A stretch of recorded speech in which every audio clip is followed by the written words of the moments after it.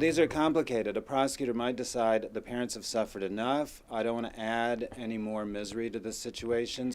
The aunt of a 12-year-old killed while playing with a gun is charged with a misdemeanor in his death.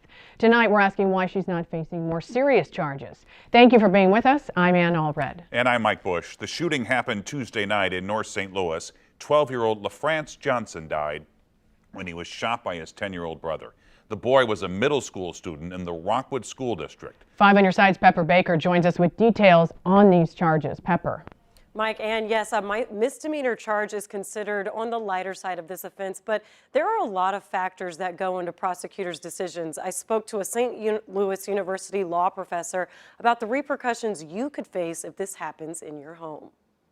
Guns, here we go again, guns. How is these babies getting these guns? Marianne Jackson lives on Summit Place, across the street where police say a 10-year-old boy shot his 12-year-old brother on Tuesday night. He was in shock. He was very in shock. He was crying, but he was in shock, mostly in shock. Like, did this really happen? St. Louis University School of Law professor Anders Walker has a background in criminal law and has seen similar cases all too often. And these poor kids usually don't realize that the guns are loaded, that the guns can go off, that they can kill somebody. And so these are actually terrible.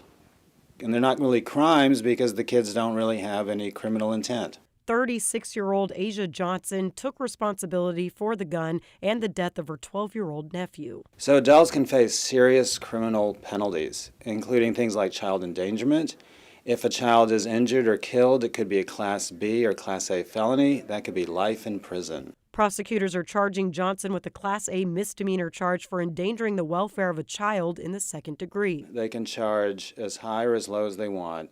If they feel like this is a tragedy, the parties have taken responsibility, the parties are upset, then they might go for a lighter charge. If they feel like these are dangerous people, these parents are abusers, they're sociopaths, then they might go for a heavier charge to put them behind bars. Walker says these cases have ripple effects, oftentimes resulting with kids placed in foster care. Everyone thinks I'm going to have a gun to protect my family, and then more often than not, it's a member of the family that ends up getting shot because no one adhered to gun safety. A Class A misdemeanor is the most serious misdemeanor offense, carrying a maximum penalty of 1 year in county jail and a $2,000 fine. Walker said if parents know there is a firearm in the house, regardless if they own it or not, they could be held criminally liable.